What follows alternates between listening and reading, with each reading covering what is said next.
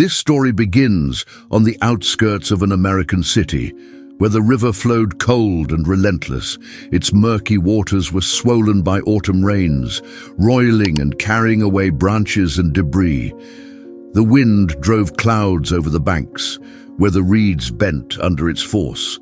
Amidst this chaos in the icy depths, a German shepherd was struggling.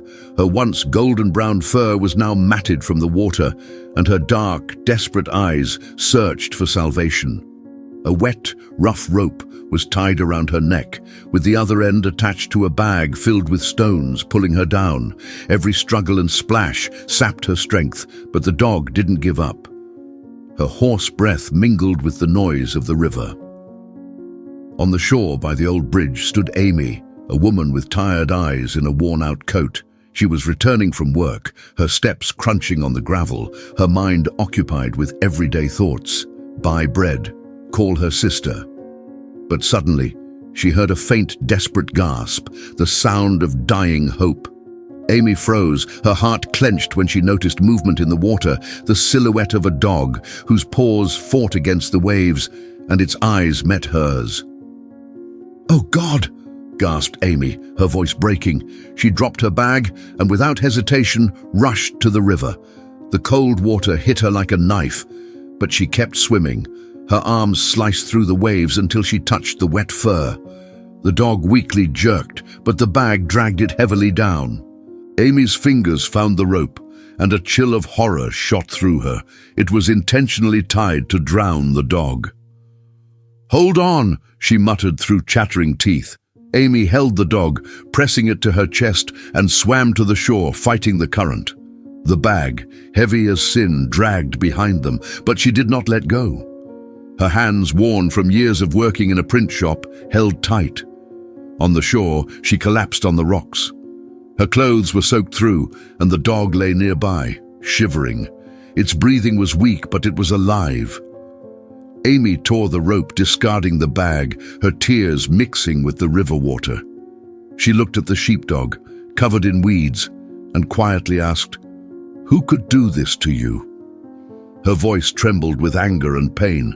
Amy remembered her old cat Morris, whose death left a void in her heart. This dog cast into the river awakened in her pity and fury. She named the dog Greta for her determined, unyielding look. Amy lifted her, her own legs trembling, and carried her to the car parked by the bridge. Wrapping Greta in an old blanket that smelled like home, she drove to the city clinic, where her friend, Nurse Jessica, who knew some vets, worked. The road was long. Each rasp from Greta cut her heart, but Amy whispered, "You're strong, you'll make it." At the clinic, Jessica greeted her with concern. Seeing Greta, she frowned.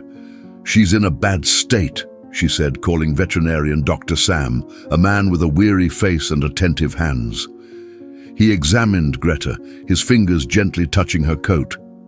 "Exhaustion, hypothermia, bruises from the weight. But she's alive. We'll hook her up to IVs, try to stabilize her."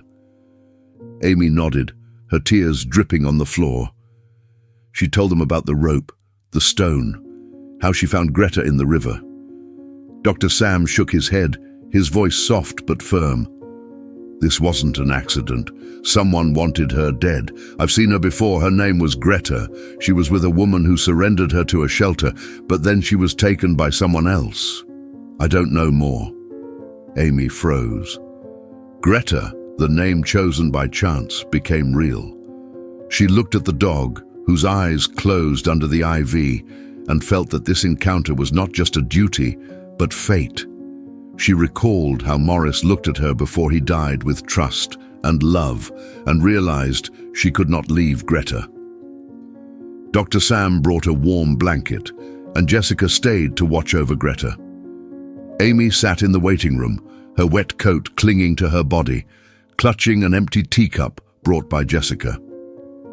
She looked at the examination room door where Greta lay, and her thoughts returned to the river, the rope, the stone, the dog's eyes, full of despair and hope.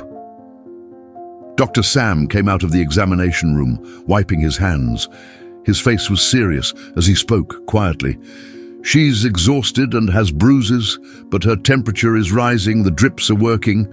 There are some old scars on her back, possibly from beatings. Amy froze. The doctor's question was quiet, but it struck her heart. She hadn't thought beyond finding Greta, and now faced with the dog's fight for life, reality hit her. Her apartment was small, with a worn-out couch, and the smell of Morris still lingered. She realized that Greta could fill that void. But she feared not only for the dog's health, but for herself as well. Could she give Greta everything she needed? "Who could have done this to you?" she repeated, her voice trembling. After her conversation with Sam, Amy called her friend Michael, a local government worker who could check records of missing animals. He promised to find out if anyone had registered Greta at the shelter. Amy stayed in the clinic overnight, sitting on the cot, replacing warm compresses and whispering to Greta, reminding the dog of her strength and conviction. Every breath was a victory over the river that had almost been her grave. The next morning, Michael called with news. "The shelter remembers Greta," he said seriously. "She was adopted 3 months ago by a couple, a man and a woman. They didn't leave an address but mentioned moving elsewhere. That's all I found." Amy's heart sank. A couple. She thanked Michael and returned to Greta, whose paws now moved more often, her eyes searching for Amy. Amy told her about Morris, about how he loved to curl up on her lap, and how she missed his purring.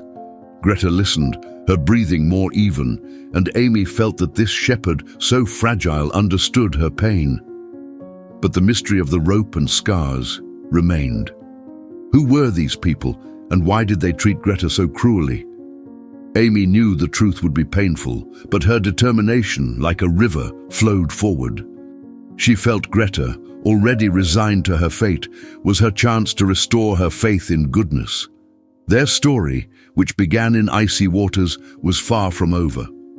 Autumn rain battered the clinic windows, its rhythm blended with the gentle hum of heaters. On a soft cot beneath a warm lamp lay Greta, now dry but still with dull fur. Her dark eyes, clearer than yesterday, watched Amy, and her scratch-covered paws trembled slightly. Despite everything, each gaze challenged death, reminding them that her journey was not yet complete. Amy sat beside her, fingers clutching the piece of fabric with the embroidered letter M found with the rope. The enigma of a dog thrown into the river like trash haunted her. Sam's findings about the couple who took Greta only to disappear were like stones weighing on her heart.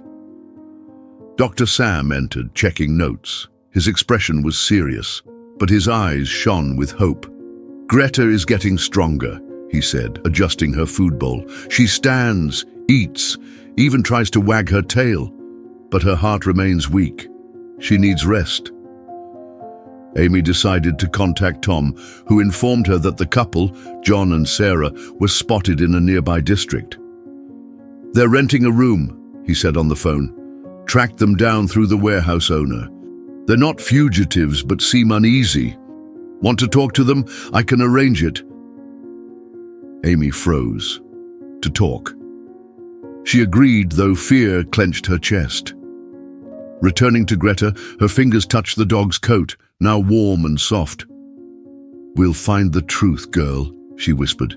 "You didn't fight for nothing." The next day, Tom took her to an old house on the outskirts where John and Sarah lived. A woman in her 30s with a weary face and nervous hands opened the door. Amy showed her the fabric with the letter M, her voice steady despite trembling. "This is from Greta's collar," she said. "I found her in the river with a stone around her neck. She nearly died. Was it you?" Sarah turned pale, her eyes welling with tears. "We didn't mean to," she stammered, her voice breaking. "John said she was a burden. We were moving. He beat her. I couldn't stop him. He said the river would hide everything." Amy gasped, her throat tightened. She looked at Sarah, whose shoulders slumped, feeling a mix of anger and pity. John appeared behind the door. His stare was heavy, but he remained silent. Tom stepped forward, his tone firm. "You'll come with us," he said. This isn't just about a dog, it's a crime. As Amy left, her mind was full of Greta and Sarah's words. Returning to the clinic, she found the shepherd trying to get up. Her eyes sparkled and her paws trembled with effort. Amy knelt beside her, tears dripping on the floor. "You're alive, girl," she whispered, "and they'll face justice." Dr. Sam watched the scene unfold. "Amy, perhaps think about adopting her. Not right away, but when she's stronger. She trusts you, and honestly, you need each other." These words struck Amy. She recalled her apartment, where silence was her only companion, realizing Greta could fill that void. But she feared not just for the dog's recovery, but for her ability to care for her. Would she be able to give Greta everything she needed? These fears swirled in her mind, but Greta's hopeful eyes were stronger. Amy began preparing, buying a bowl, a soft blanket, and a toy ball in memory of Morris.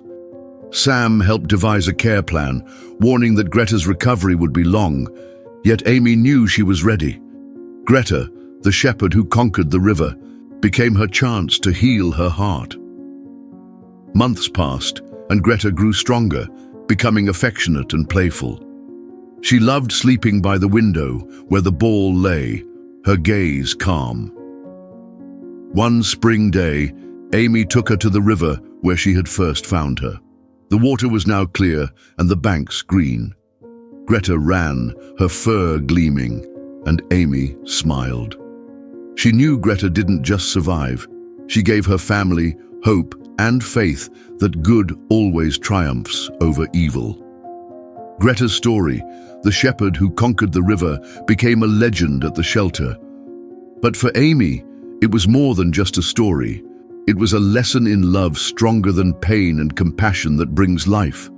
Greta, found among the waves, became her light, and every time she heard her bark, she thanked fate for this gift that changed her life forever. Did you enjoy this story?